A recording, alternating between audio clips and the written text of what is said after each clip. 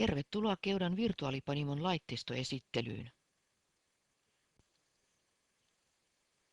Mäskäys suoritetaan mäskäyskattilassa. Sinne siis lisätään ensin vesi ja maltaat. Maltaalta lisättäessä avatar myös sekoittaa vispilällä.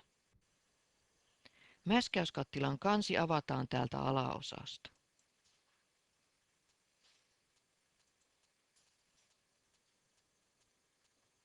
Kun mäski on valmis, se pumpataan siivilä-ammeeseen.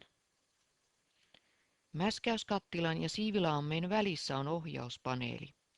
Ohjauspaneelissa merkkivalot syttyvät ja sammuvat sen mukaan, miten prosessi etenee.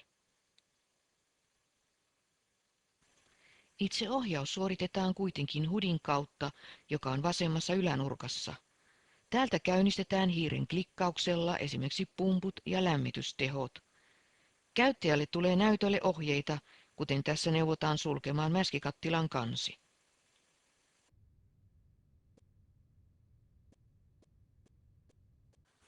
Laitteiston takaa voi seurata mäskin kiertoa lämmönvaihtimen kautta. Mäskikattilan pohjaventtiilin avulla voi poistaa liian veden mäskikattilasta. Itäseinällä on maltaiden punnituspaikka ja joditestitarvikkeet.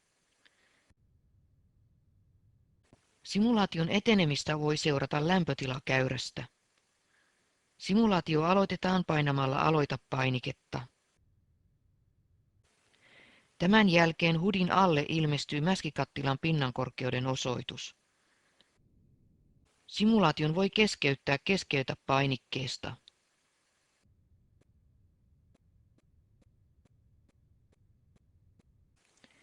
Simulaation ajo-ohjeiden avulla kuka tahansa voi käydä läpi mäskäysprosessin. Tervetuloa testaamaan!